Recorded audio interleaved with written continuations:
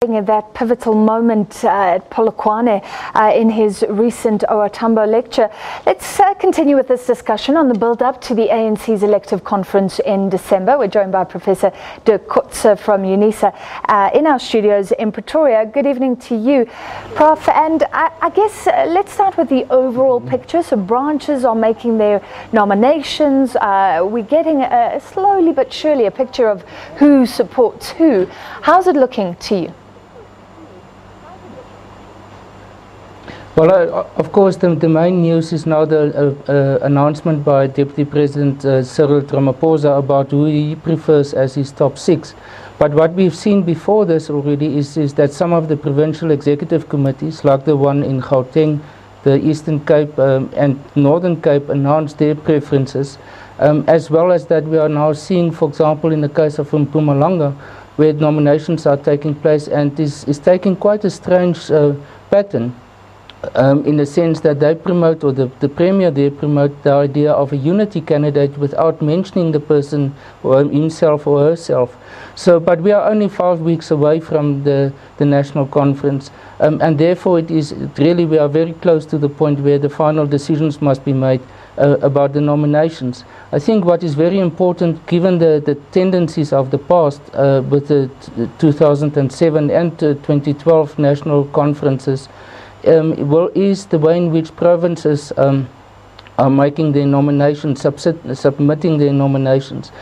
Because in the past that gave us a very good indication of how the election process will ultimately unfold.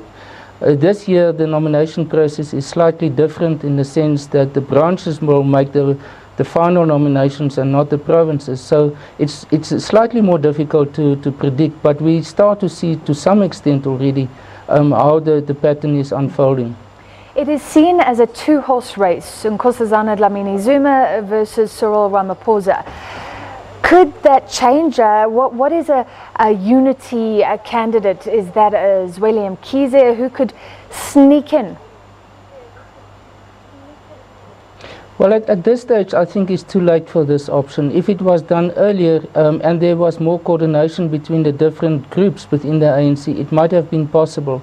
But this option of a third option or unity option is driven, it appears to be at least, mainly by Mpumalanga and by its Premier, David Mabuza. But the dynamics of the ANC in terms of the election of the top six is that the successful candidates in the past managed to bring together an alliance of provinces, because obviously the winner needs 50% plus one of the votes at the conference.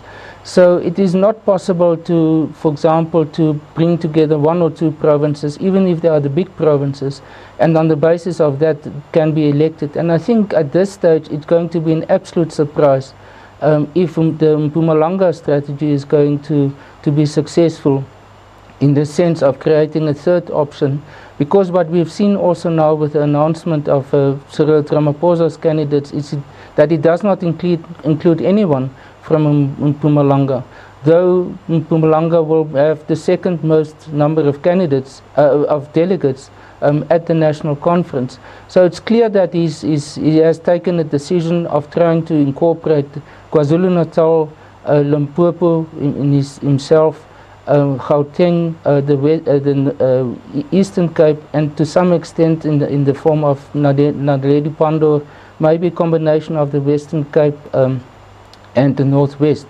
And that will form his alliance. We still have to see what Dr. Dlamini Zuma is going to do and who will be her candidates in order to form her alliance that she wants to put together. All right, so you're speaking about Minister Naledi Pandor. He's announced Deputy President Cyril Ramaphosa saying he would like her to be his deputy. She wasn't seen as a front runner. Was that a surprise in any way to you? I think it is a surprise. For me personally, it is a surprise, though she is one of the most senior ministers in the cabinet. And at the same time, and it is now becoming more and more known, she comes from a very old ANC family. Her grandfather was Z.K. Matthews, who is seen as the father of the Freedom Charter. He was the provincial leader of the Cape in 1954 when he made the proposal at Kraddock that there must be something like a freedom charter established or formulated by the ANC. Father Joe Matthews, and you referred earlier in this introduction to the Morogoro Conference, he was one of the 8 members that were elected at the Morogoro Conference as the NEC, the new NEC, after the Trivonia trial. So she comes from a very old ANC family. She also in exile, they were settled in Botswana, while historically the family comes from the Eastern Cape. Now that will all contribute ultimately to establish a constituency that can support Cyril Ramaphosa as president and can help him definitely in his campaign to build this alliance that I'm talking about. All right, so he named her, and there's a bit of unhappiness. The ANC not happy. Gwede Mantashe speaking out, even though he is on that slate. I think South Africans are still confused. How's it meant to work if in the ANC you've got to be careful about putting your hand up, careful about saying who you would like to work with? How is it actually meant to work in the run-up to these elections? And do you think this will work for him or against him? Cyril Ramaphosa naming those names like he did yesterday. I think Cyril Ramaphosa has almost no other choice but to come to the fore now and to set on the table his team that he wants to see. As I said, it is only 5 weeks away from the national conference, and it is now about time where it must become clear who is going to be the main contenders in the election. At the same time, the ANC, and especially now from the Zuma or Dr. Dlamini Zuma side, they try to mend some of the damage that was caused by all of them, all the factions, and therefore propagate the idea of a unity, of a unifying approach. But to a large extent, that is too late now. And I think what we are going to see in the next few weeks now, the next 2 or 3 weeks, is that we will have much more clarity about who the nominations will be, and then open campaigning. Because the ANC at their National Policy Conference and even before that said that they are now willing to allow for open campaigning. So it's not anymore as in the past, for example in 2012, when the contender then, Kgalema Motlanthe, did not want really to campaign because he felt it is against the tradition of the ANC. The ANC has moved on away from this sentiment, and it allows now for open campaigning.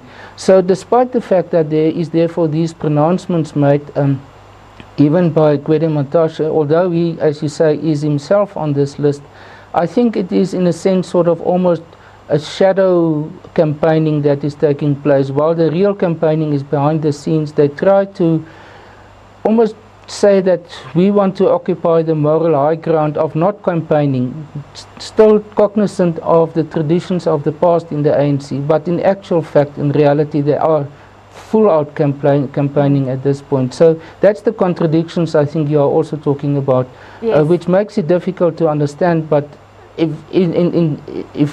we reduce it to the real thing now, it is, I think, flat-out campaigning that's taking place at the moment. All right, so maybe paying lip service to those traditions, but that's what we're seeing. Thank you very much, Professor Dirk Kotzé from Unisa.